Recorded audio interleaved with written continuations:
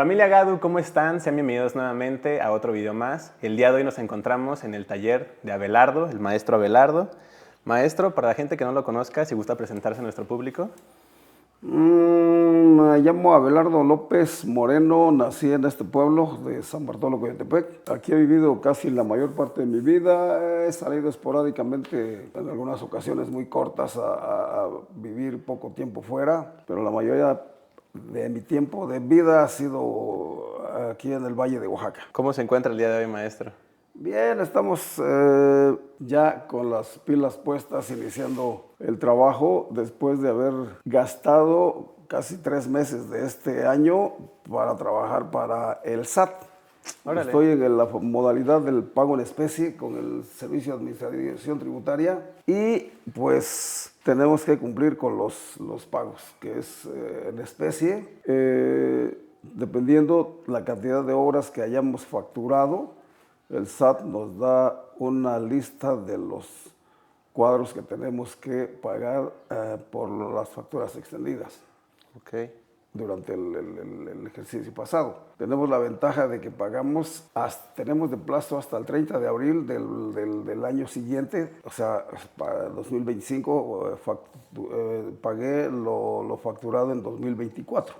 Entonces sí me lleva una buena cantidad de tiempo preparar todo lo que se tiene que entregar al SAT, porque el SAT tiene un equipo de personas que se dedican a calificar la calidad de lo entregado. Normalmente cuando el SAT no tenía ese equipo, la mayoría de los pintores pintaban cualquier cosa y lo aventaban al SAT, y el SAT pues lo agarraba, no le quedaba de otra, pero cayeron en la cuenta de que muchos maestros no estaban trabajando con su calidad habitual y estaban diciendo, no, pues si es para el SAT vamos a pintar cualquier cosa y ya. Entonces ahora ya no, ahora el SAT tiene su gente que conoce la trayectoria de cada pintor que está en el pago en especie y hace un seguimiento. Entonces no puedes dejar de sostener tu calidad, tu creatividad, tu estilo, tu trabajo. Y tranquilamente decir, no, pues esto es para SAT, pinto cualquier cosa ya. Ahora Ya no se puede así. Entonces ahora ya estamos libres de compromiso y pues ya estamos enfocados ahora trabajando los proyectitos que tenemos para este año. ¿Más o menos cuánto tiempo tarda en realizar una pieza, maestro? De formatos pequeños los puedo pintar en una semana, 2 semanas. Formatos pequeños estamos hablando de menos de 1 metro cuadrado, porque hay formatos pequeños que son formatitos más pequeños, pero esos prácticamente los usamos como bocetos preparatorios para formatos más grandes. Entonces, pues un formato más grande nos lleva alrededor de una o 2 semanas terminarlo, concretarlo. Porque yo trabajo uno por uno, no trabajo óleos al mismo tiempo en serie. Hay algunos pintores que tienen la capacidad, la técnica, el estilo de pintar simultáneamente varias obras o combinar su tiempo. Pueden estar pintando un óleo, en la tarde hacen grabado, hacen acuarela, hacen otros trabajos, y pues normalmente así funciona, de trabajar en ciertas horas del día el color, el óleo, y a otros horarios que no requieres tanta luz, puedes hacer gráfica, hacer otras cosas. Entonces yo me dedico más a terminar un trabajo desde que lo empiezo hasta que lo concluyo. No trabajo simultáneamente varias piezas. Me gusta seguir con uno. Lo trabajo. Y cuando lo siento que ya lo debo de dejar de descansar un ratito para retomarlo, incluso hay cosas que se tienen que hacer, como por ejemplo que seque para poder retocar y poder darle otros tonos o otros efectos, estando ya seco. Estando fresco es un poco difícil, pero estando seco es un poco más fácil de hacer retoques, de hacer detalles. Entonces, ese es lo que yo hago en mi trabajo. Hay pintores que pueden terminar de un solo golpe, en una sola sesión, un trabajo, que son tan rápidos, tan hábiles, tienen tan dominado el oficio que pueden hacer un trabajo de una sola sesión, de una sola sentada, como decimos. Y su trabajo pues se presta, y además con formatos no tan grandes. Probablemente el único que pintaba 10 cuadros en un día era un famosísimo pintor norteamericano que se llamaba Jackson Pollock, Ok.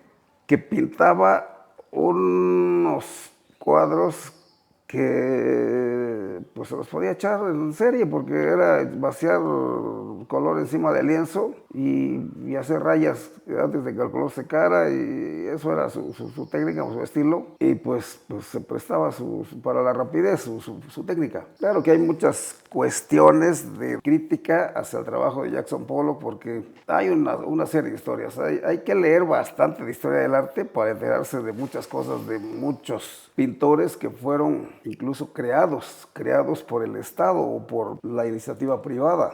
Como Europa tenía sus grandes genios, ha tenido Europa sus grandes figuras, Estados Unidos siempre se lamentó de no tener figuras tan grandes en el arte a nivel ya moderno, a nivel ya como los europeos. Y dijeron, pues vamos a crear pintores, vamos a crear nuestros propios pintores para competir contra los europeos. Y pues vamos a financiarlos y vamos a coleccionarlos y vamos a colgarlos en nuestros grandes museos. Y le hacemos contrapeso a Kandinsky, a Picasso, a Miró, a Dalí, a todos los grandes artistas europeos. Y se dice en los libros de arte o en las críticas de los especialistas de que fue una manera de que Norteamérica hizo su mercado del arte y lo patrocinó y lo llevó al estrellato a un nivel de fama y de precio de cotización como los europeos. Sí. Tal es el caso de Jean-Paul Basquiat, de señor que hacía serigrafías de Marilyn Monroe, muy amigo de Basquiat, que vivieron juntos en Nueva York. Hay un crítico español, egresado de una escuela española de arte, que tiene muchos videos en YouTube, se llama Juan Antonio García Villarán, donde él hace un recuento muy detallado, muy fundamentado de la historia, de la trayectoria de muchos artistas, que su obra pues ha trascendido mucho por los medios y mucho por su calidad, algunos por su calidad y otros por los medios que han recibido como encargo de la gente poderosa de que me lo haces famoso. Sí. Me lo patrocinas, me lo haces famoso, yo pongo la lana, tú pon los medios para escribir de él, que él es un genio, que él es un gran artista, y lo echamos para arriba. Fue el caso de Jean-Paul Basquiat, que lo hicieron súper famoso los galeristas neoyorquinos. Lo cotizaron, lo subieron de precio, lo hicieron grande, pero desgraciadamente a los 27 años Basquiat murió. Sí. Muy joven. Ahora sus obras están en los principales museos de Estados Unidos y colecciones donde han pagado fortunas por esas obras. Y pues no sé, a lo mejor si Basquiat hubiera seguido viviendo su carrera, a lo mejor hubiera alcanzado niveles insospechados, porque él estaba prácticamente en ciernes, en el inicio de su trayectoria, pero pues ya tenía un impulso muy fuerte por parte del país, ¿no? Lo tuvieron los galeristas neoyorquinos, se encargaron de cotizarlo, lo mandaron a exponer a Europa, lo elevaron con los encargos a la crítica especializada, porque realmente dentro del mercado del arte neoyorquino en esos tiempos los que mandaban eran los galeristas, los encargados de promover a los pintores por encargo del Estado, que el Estado siempre ha sido manipulador. Sí. Siempre ha sido, como en el caso de varios pintores, que incluso se atrevieron a financiar a pintores latinoamericanos, entre ellos a muchos mexicanos. La Fundación Guggenheim, la Fundación Rockefeller, contrataron a Diego Rivera para que fuera a pintar un mural a Nueva York y en otros, Chicago también pintó, en varios lugares, pero tendrías que pintar al modo que ellos querían. Hay un caso de un famoso mural de Diego Rivera que se le ocurre a Rivera meterle ahí a personajes del enemigo, a unos rusos, y dijeron, no, esto no. Se lo pagaron y le dijeron muchas gracias. Y destruyeron el mural. Entonces, si estás al servicio del poder, de los poderosos que son los mecenas, que son los que pagan, corres el riesgo de que te borren también de un plumazo de la historia, de tu trayectoria. Sí. Entonces, pues bueno, el arte así es, pero pues afortunadamente quienes no tenemos pretensiones de llegar a esas alturas de ser financiados por el Estado, que de alguna manera el Estado también, mexicano, también ha contribuido, dar un impulso a ciertos pintores. Crearon hace 12, 4 sexenios una beca muy famosa que se llamaba para artistas consolidados, que la creo que el Fondo Nacional para la Cultura y las Artes, una beca que era para los consagrados, que es para artistas consagrados que ya no necesitan una beca. La beca la necesitan los jóvenes que están en los primeros grados, ¿no?, de las escuelas de arte. Esos necesitan un estímulo por su trabajo. Un consolidado, pues ya tiene la lana, está súper bien vendido, súper solicitado su trabajo. Ya ganan, y pues, todavía ¿no? le estás dando una beca que es como el equivalente de la lana de un senador. Entonces, yo creo que ahí es, no sé si sigue existiendo todavía esa beca, pero yo pienso de que toda esa lana debería de encauzarse a los jóvenes creadores, a los músicos, los teatristas, los bailarines, los pintores, los escultores, los escritores, los arquitectos, los cineastas, toda la gente que hace arte y que son jóvenes muy talentosos y que pues prácticamente tienen que rascarse con las uñas. Que no siempre se les voltea a ver, ¿no? Porque el Estado pues ha dado la lana más hacia los que ya no la necesitan. Entonces, pues pero es cosa de políticas que cada gobierno trae y que pues no siempre el dinero se aplica de la manera más adecuada para promover. Yo en mis inicios de pintor me contraté con una casa de cultura y de ahí me enviaban a dar unos cursos, a tomar unos cursos de capacitación que contrataron pedagogos argentinos, contrataron pedagogos mexicanos, cubanos, y nos mandaban a esos cursos a varias ciudades del país en el verano, en el mes de julio y agosto, donde aprendías los rudimentos de la pedagogía para enseñar tus conocimientos de dibujo, de pintura, de grabado, de lo que enseñaras. A los músicos, a los teatristas, a los bailarines, a los escritores, a todo el mundo lo que trabajamos en las casas de cultura. Entonces, en ese tiempo, en ese sexenio, sí gastaron mucha lana en contratar gente capacitada para que viniera a darnos estos cursos. Y también empezaron a contratar a muchos músicos que vinieran a dar conciertos a las casas de cultura, que prácticamente en las casas de cultura no había posibilidad de ver a un cantante, a un grupo musical de música clásica, de diferentes estilos de música, hasta que este gobierno mandó a traer gente de fuera y hacían un recorrido que empezaba no sé qué parte del país, se recorría al sureste y otros recorrían el norte para dar conciertos. Yo recuerdo que en ese tiempo, una de las que fue contratada para dar conciertos en las casas de cultura era la famosísima Tania Libertad. Órale. Yo la conocí en un concierto en una casa de cultura donde Tania Libertad no era nada conocida. Sí. Nadie sabía quién era Tania Libertad, pero fue contratada por el gobierno, creo que fue Bellas Artes, porque todo eso lo armó el Instituto Nacional de Bellas Artes con la SEP. Entonces contrataron a muchos teatristas, venían obras de teatro, venía mucha gente a dar cursos, a dar conciertos, a dar recitales, a dar pláticas. En ese tiempo yo conocí a un famosísimo escritor, historiador y un hombre muy completo, que era un señor que se llamaba Gutiérrez Tibón. Era un hombre de ascendencia italiana, que era una enciclopedia andante. Se sabe mucho de la historia de México, porque es un investigador. Y yo en una ocasión fui invitado a una cena con él en Tuxtepec. El director lo invitó a cenar y los invitó a cenar a varios maestros y escuchamos su plática. Era un hombre súper enterado. Él había vivido hacía muchos años en esa región cuando él llegó a México como investigador. Se sabía las historias de los mazatecos, de los chinantecos. Se sabe la historia de México como los especialistas que hay, que se saben la historia de la Roma antigua, de los persas, de los medos, de todas las grandes culturas. Don Gutiérrez era un hombre muy sencillo, con un dominio del español perfecto, y era un hombre que había estado en muchas partes del mundo haciendo investigación. Entonces, eso sí fueron unos aciertos buenos del gobierno de esa época, de contratar gente muy valiosa para difundir el conocimiento del arte en México. ¿Y usted cómo considera que puede, qué tanto influye el que se haya desenvolvido usted en ese ámbito, pues, ¿no?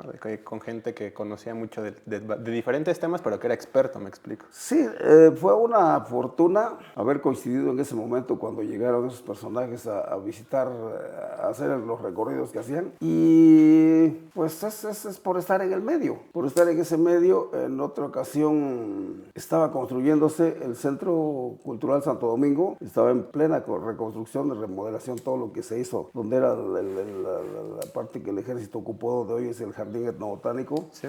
Igual vinieron unos personajes muy famosos. Era gobernador Diodoro Carrasco, estaba el maestro Toledo, estaba el maestro Morales, estaban varios personajes. Y también de pura suerte fui invitado a una cena donde estaba uno de los Rockefeller. Estaba, no me recuerdo si era David o era quien de los famosos hermanos Rockefeller, que estaba de visita en Oaxaca. Entonces lo invitaron a conocer el proyecto de Santo Domingo y nos invitaron a algunos personajes de la pintura. Y igual escuchamos unas pláticas muy interesantes porque estaba el maestro Toledo, estaba el maestro Morales, estaban los directivos que se estaban haciendo cargo de la restauración de Santo Domingo, que era el arquitecto Urquiaga, el maestro Serrano, el maestro restaurador, y muchos personajes de gran conocimiento, de mucho peso en su área, en su quehacer, en sus oficios. Estaba también, recuerdo, un señor que yo le tengo mucho respeto, que se llama Rodolfo Ogarrio. Es un señor muy enterado de muchas cuestiones de la cultura mexicana y que es un señor que siempre ha estado con un perfil muy bajo, no sobresale en ámbitos periodísticos, en la televisión, en los medios, pero él es un hombre que ha estado detrás de proyectos muy buenos de rescatar el patrimonio nacional y de defender el patrimonio. Sí. Uno de esos proyectos que él participó fue que querían construir unos campos de golf en Tepoztlán, Morelos, hace muchos años. Y pues eso iba a hacer que destruyeran una gran parte del patrimonio natural de los alrededores de Tepoztlán, Morelos, y luchó y lo detuvo. Otro proyecto que yo me enteré que hizo fue de tener la venta de una isla de Baja California. No sé quiénes estaban interesados en comprar esa isla y él formó un patronato, formó un equipo de empresarios y de gente que igual que él son defensores del patrimonio, como lo era el maestro Toledo. Juntaron mucha lana y le compraron al gobierno que iba a vender esa isla, ese grupo. Y lo que hicieron, en vez de quedársela y defenderla, la donaron al gobierno federal, porque el que la quería vender era el gobierno estatal de Baja California. Sí. Entonces, ahora es propiedad federal, no se toca, no se vende, no se invade, y es gente que lucha por hacer cosas muy en pro del patrimonio, ya sea natural, cultural o intangible de los pueblos de México. Entonces, la suerte de conocer a esos personajes yo creo que es de manera fortuita, de que pues estás en el lugar. Sí. Y otro poco porque me conocen por mi trabajo. En una ocasión este señor Ogarrio me invitó a una caminata en la sierra del estado de Zacatecas para introducirnos en la parte del estado de Jalisco, para visitar una comunidad huichola que está metida en la parte más intrincada de la sierra de Jalisco, y el proyecto era para ir a reconstruir un puente colgante que se había destruido, que les era muy útil porque conectaba a una comunidad huichola con otra. Pero el cerebro de todo ese proyecto era un amigo muy íntimo del señor Ogarrio, un señor que se llama Fernando Ortiz Monasterio, que es un famosísimo apellido de la Ciudad de México, porque sus hermanos de Fernando hay un fotógrafo, hay un pintor, hay gente muy connotada de ese apellido, y él fue el que estaba al frente de ese proyecto de hacer unos proyectos de rescate para ayudar a esa comunidad huichola, este señor Fernando Ortiz Monasterio. Entre ellos, el proyecto que fuimos a reparar el puente, donde llevamos, no sé, creo que 20 mulas de donde dejamos el vehículo, sí, y de ahí caminamos desde las 8 de la mañana hasta las 6 de la tarde en esa sierra para llegar al punto de donde íbamos a estar en la comunidad. Y reparamos el puente con ayuda de los huicholes.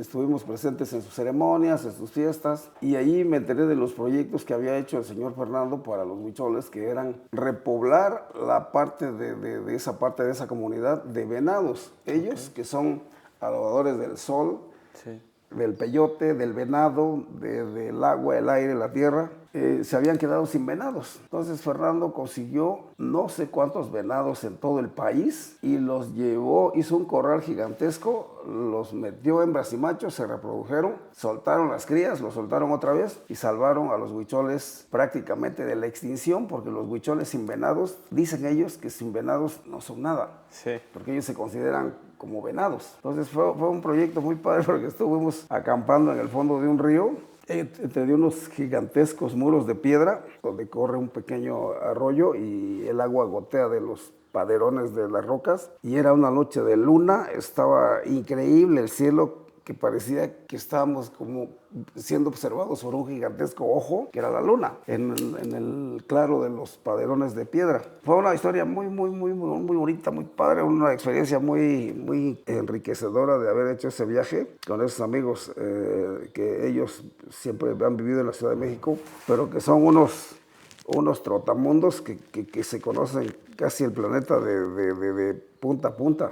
¿De ahí nace su amor por la naturaleza o ya lo tenía muy arraigado desde pequeño? No, ese viaje lo hicimos como en 1995. Sí, yo ya era pintor de mucho tiempo antes, pero esos viajes, ese viaje en especial, me hizo sentir más apego a lo que admiro, a la naturaleza y a lo que pinto, por caminar en esas montañas y ver esos colores, esos atardeceres, esos cielos, caminando detrás de 20 mulas cargadas con los rollos de alambre, de cables de acero, de bolsas de tornillos, bolsas de herramienta. Fue algo muy padre, muy enriquecedor. Si me volvieran a invitar y si tengo las fuerzas aún para caminar, vuelvo a ir. ¿Cómo describiría usted su proceso artístico respecto a lo que hace al plasmar pues, el paisaje, ¿no? Creo que al final no lo plasma de una manera en la que llega a copiar una foto, ¿no? Sino al final tiene mucha libertad creativa usted mientras va realizando parte de la obra, ¿no? Sí, es el proceso de pintar, es interpretar lo que vistes, lo que te gustó, lo que te cautivó, lo que te impactó. Aquí muy cerca de Sachila, hacia las montañas, hay un lugar que tiene el suelo rojo. El suelo es rojizo y es parte de donde termina el valle para subir a las montañas, donde hay una cantidad increíble de guamuches. Los guamuches son estos grandotes que están acá, pero que ahí en esta parte son muy gruesos, con unas formas muy bonitas. Y la gente ahí cultiva, siembra cacahuate, siembra frijol, siembra maíz.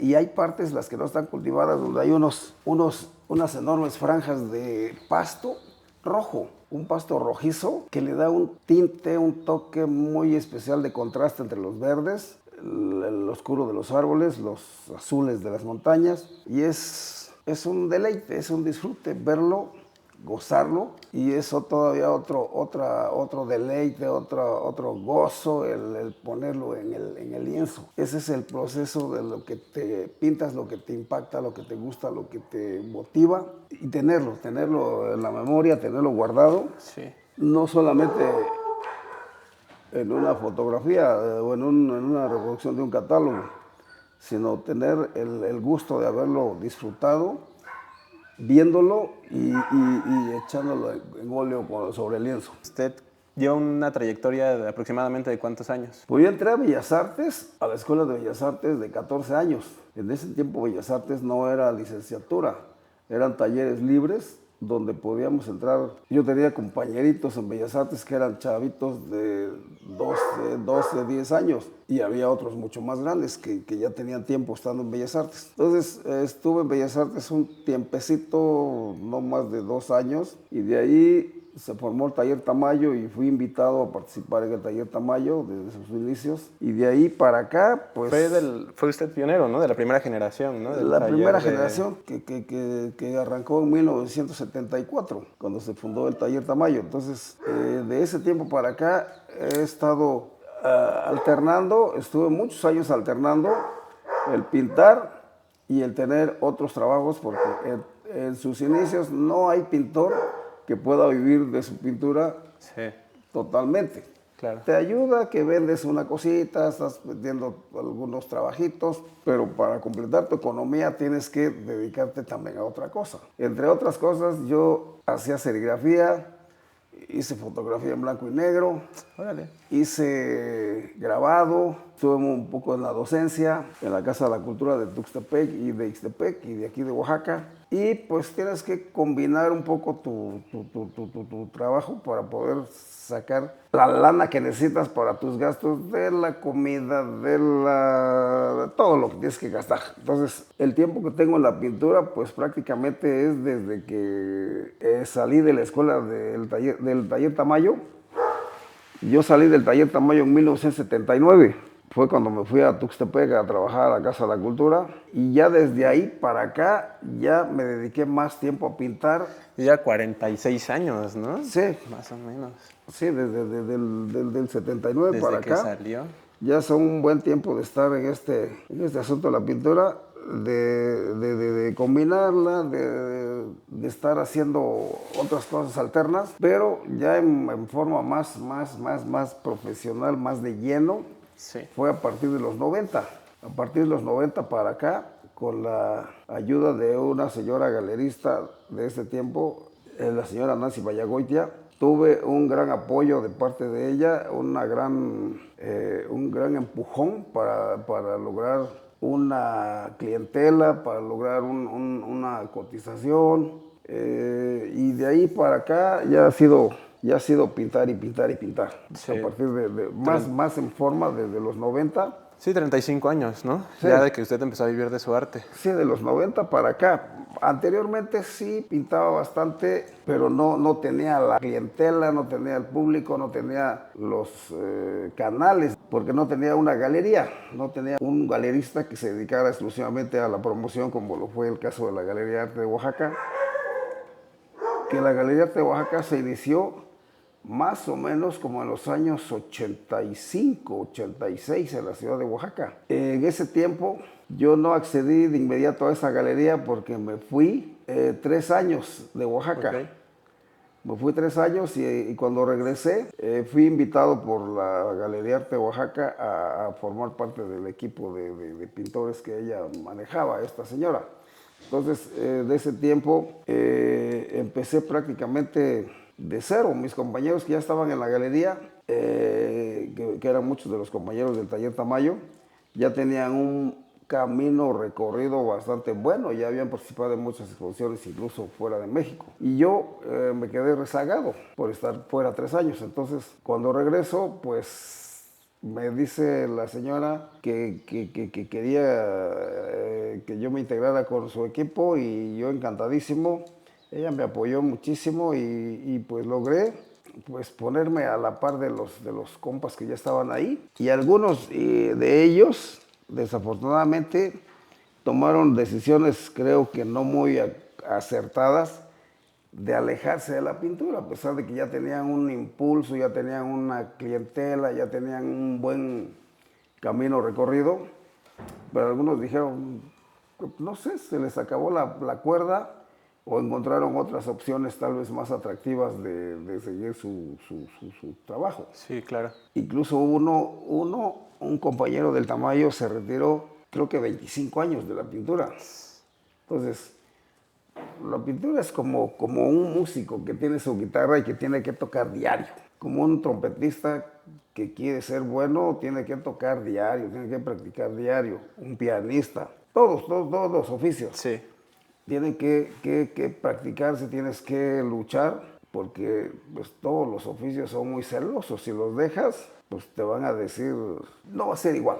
En esos momentos que usted tuvo de cierta, no sé, dificultad o complejidad, en algún punto en el que no veía tal vez estas posibilidades como hoy en día, ¿no? De vivir del arte, ¿a qué recurría o qué era lo que lo mantenía en pie para pues seguir diciendo quiero pintar? Yo creo que lo más importante es no perder la fe, no perder el creer en ti mismo y decir, en el taller Tamayo, con nuestro maestro, el maestro Doniz, teníamos de cierta manera solucionado el asunto económico. Okay. Nos consiguió becas con la iniciativa privada. Según tu desempeño, te podías hacer acreedor de una beca que te alcanzaba para ciertos gastos. Y además vivíamos dentro del taller Tamayo como si fuera un internado. No éramos muchos, éramos no más de 10 y estábamos muy cómodos en ese lugar. Aparte, el maestro nos proporcionaba una beca que nos permitía tener más o menos solucionada la cosa de la comida y de otros gastos. Entonces, ahí todo estuvo bien, todo estuvo perfecto. La cuestión a la que me iba a referir es de que la formación que tuvimos en el taller Tamayo, jamás el maestro nos mencionó la posibilidad de vivir de la pintura. No lo mencionó. Nos dio las herramientas, nos dio los conocimientos, nos creó la disciplina, el hábito de leer mucho y de escuchar música buena, no de escuchar. Él odiaba que estuviéramos escuchando a la chaparrita del cuadrante, nos decía, pongan Radio Universidad. Radio Universidad tiene buena programación, porque Radio Universidad tenía ciclos de rock, de jazz, de blues, de clásica, incluso de música vernácula mexicana, pero de calidad. No los corridos tumbados de ahora, o los narcocorridos, o la apología del delito, del crimen. Entonces, fue una formación muy, muy buena la que tuvimos con el maestro Donís en cuanto a nuestros gustos, a nuestros... nos recomendó mucho ver cine, ver buen cine, ver los documentales que pasaban periódicamente en algunos ciclos del cine en la Ciudad de México, de Luis Buñuel, de los grandes directores que han venido a filmar a México o que han hecho cine como los italianos, como Akira Kurosawa, el japonés, como los grandes directores del cine de Hollywood, pero con cine de calidad. Es lo que el maestro también nos recomendó de tener un gusto en base a apreciar el arte también del cine, no solamente de ir a ver a Clint Eastwood con sus películas de vaquero, sino también las películas mexicanas, que hay muy buenas, y todo eso pues influyó mucho en nuestra formación. Aparte de la lectura, el maestro nos consiguió todo tipo de libros, desde los clásicos griegos, Homero, la Ilíada, Dante Alighieri, la Divina Comedia, todo eso, el Quijote, y ya después por añadidura llegó, cuando empezó el boom latinoamericano, empezamos a leer como locos a García Márquez, a Carlos Fuentes, a Octavio Paz, a Rulfo, al peruano Vargas Llosa, a todos los grandes escritores que surgieron de la literatura contemporánea latinoamericana, y pues fue enriquecedor, que nos enriqueció un día.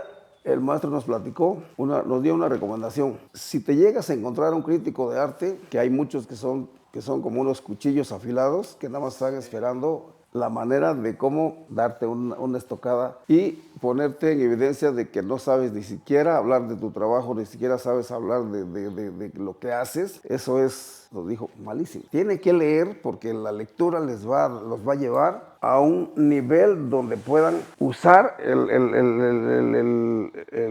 los términos correctos, de poder expresar lo que piensan, lo que sienten, lo que han aprendido o lo que esperan de su trabajo, o muchas cosas. Entonces, sí fue cierto, porque hay historias muy chistosas de gente de que ha quedado en evidencia de que no es posible de que, siendo un pintor y que se supone que eres un poco refinado, que sabes un poco de esto y esto, te pregunten algo y salgas con una cosa que vas a demostrar que estás bien perdido. Fue un caso muy triste, pero nosotros lo tomamos como WhatsApp. Llegaron unas señoras muy adineradas al taller de un amigo pintor y estaban fascinadas viendo la obra del maestro. Y él tenía unos cuadros así chiquitos pintados sobre hoja de oro. Se volvió muy, muy, muy común entre muchos pintores de pintar sobre tablitas de cedro preparadas y doradas, estofadas con hoja de oro. Y sobre eso puedes pintar óleo, puedes hacer cualquier cosa. Entonces una señora le pregunta al pintor, oiga, qué bonitas están estas hojas de oro, estos dibujos sobre hoja de oro, qué padre. Oiga, maestro, pero dice, ¿en qué momento usted pinta estas cosas tan hermosas? Y se le ocurre decir, dice, pues entre comercial y comercial de la Rosa de Guadalupe. ¿Cómo que estás viendo la Rosa de Guadalupe y estás pintando tus tablitas de hoja de oro?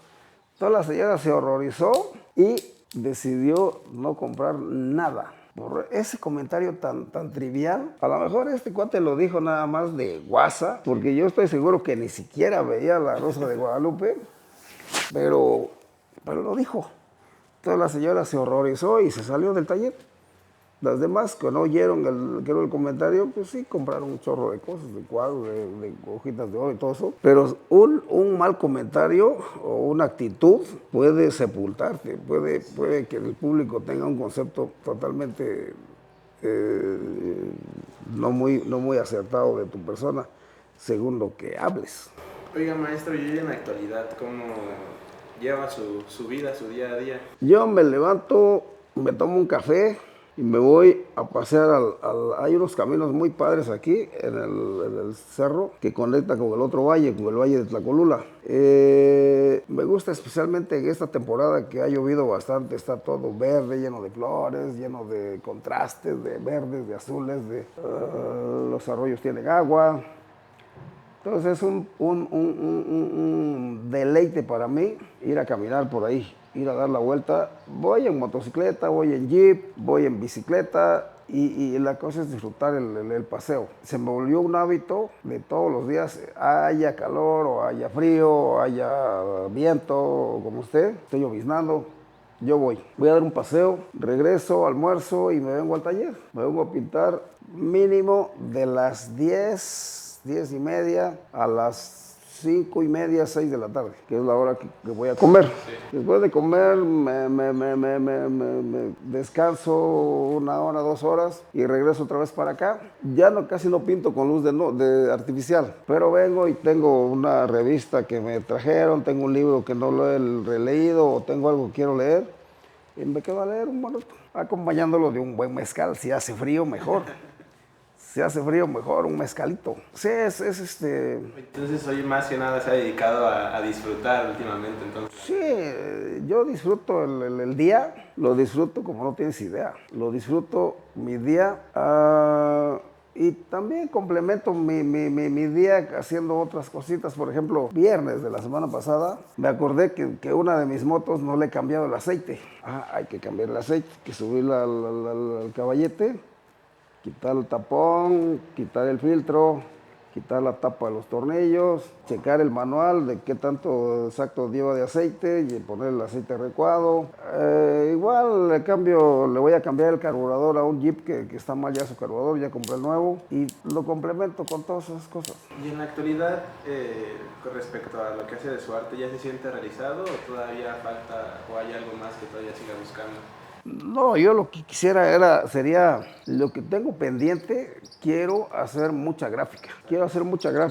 Ya estuve tentado a armar un taller de grabado, pero el taller de grabado es como una cocina. Quieres mucha precisión también. Lo que mejor es recurrir a un taller profesional que se dedique a hacer ediciones y controlar el proceso con el impresor, con el grabador. Porque si lo dejas todo en manos del grabador, que algunos pintores le dan el dibujito así al grabador y le dice échate 50 de estas, como el producir a gran escala, también yo creo que nunca ha sido de mis ideas. Y a mí me han sugerido algunos amigos que por qué no trabajo en serie, por qué no pinto 5 cuadros de un jalón, con 5 ayudantes, porque hay pintores que tienen hasta 10 ayudantes que están echando color, haciendo esto y ya el maestro llega y nada más hace unas así, ya está. Pero no se trata de producir en masa. Por producir, ¿no?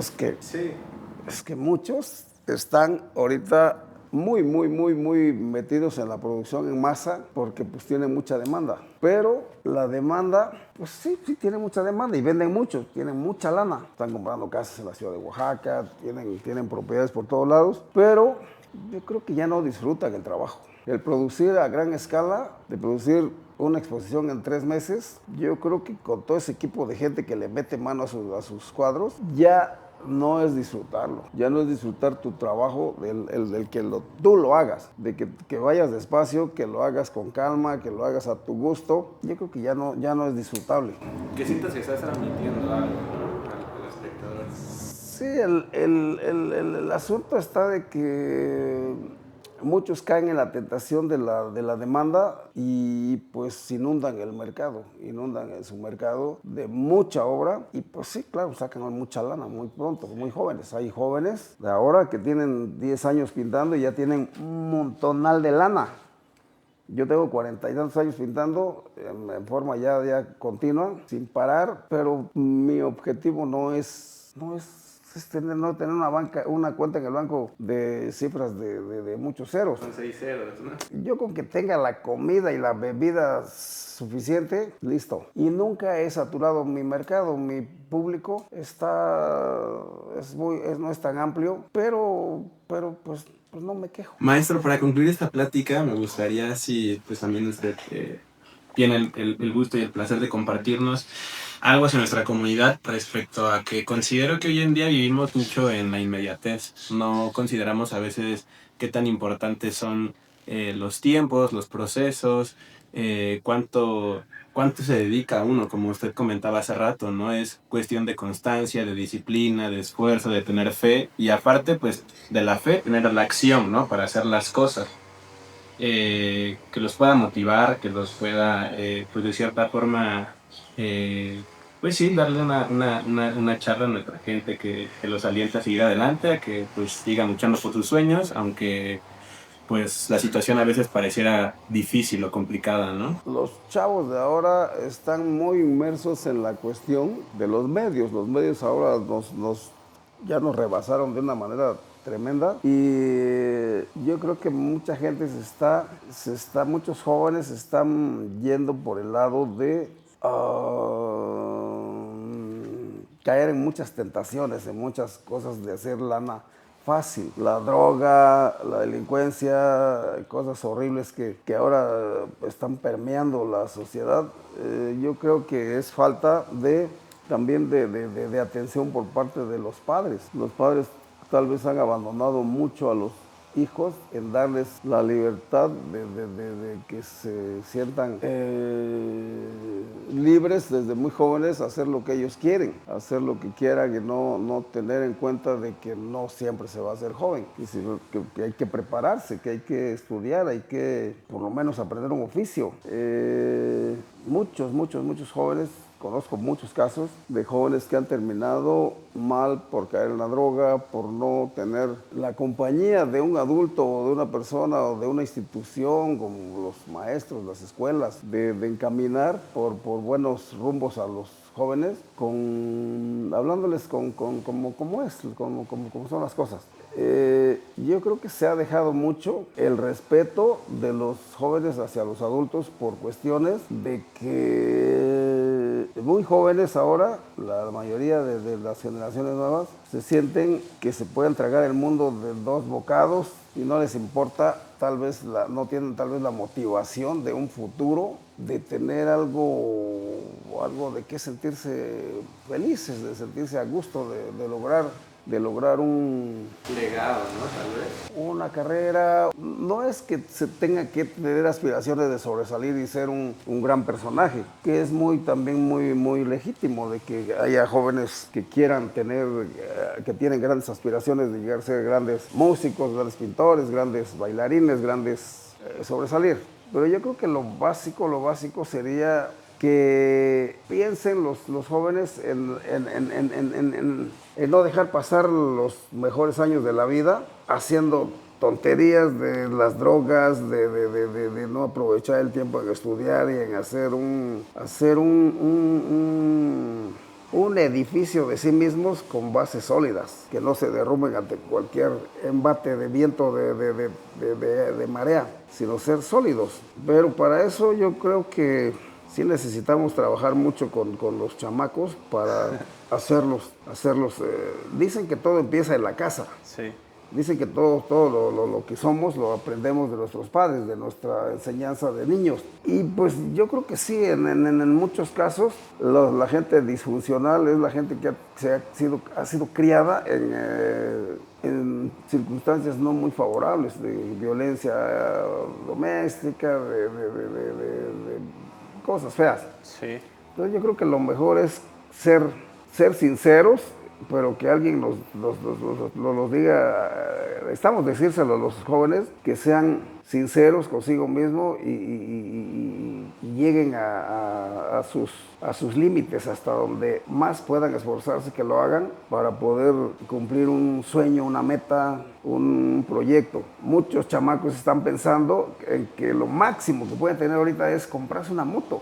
Yo cuando era chamaco estaba loco, quería fuerza una moto. De 17 años compré una moto, Sí. que me duró muy poco el sueño porque me la quitaron, porque el que me la vendió sin papeles. Entonces me agarra la policía y pues era robada. Sí. Entonces pues me quedé sin moto. Pero yo creo que eso me salvó de no haberme matado de chamaco. En ese momento, ¿no? Sí. Ahora, ¿cuántos chamacos se matan en los accidentes, que andan de locos en motos? Como si todo el tiempo urgiera llegar pronto a un lugar. Yo tengo varios años de manejar moto ahora y he tenido accidentes, pero no por culpa mía, por otras circunstancias. Pero ya estando de cierta edad y andes todavía corriendo a lo loco, ya no. Pero los jóvenes están tomando la vida muy a prisa. Hay que ir más despacio, hay que ir con calma. Si te vas a tardar 9 años en terminar una carrera, no importa, tómate 10, pero termínala, continúa. Y yo creo que querer terminar pronto también es terminar muy pronto con otras cosas, como con la vida misma. Un accidente y Ahí quedamos. te quedas. Maestro, muchísimas gracias por esta plática, por esta charla. Espero pues se haya sentido cómodo con el formato y principalmente Sí. que usted mismo pues haya podido también disfrutar de compartir, ¿no? Estas experiencias con la gente. Gente, si les gustó pues esta plática, este video, me ayudan muchísimo regalándonos un like, suscribiéndose al canal, activando la campanita para no perderse de los próximos videos y nos estaremos viendo próximamente en otra plática más. Cuídense, bye bye. Maestro, si gusta despedirse de nuestro público. Muchas gracias por esta oportunidad de platicar con ustedes y pues a la orden, lo que se les ofrezca, con mucho gusto. Gracias, maestro.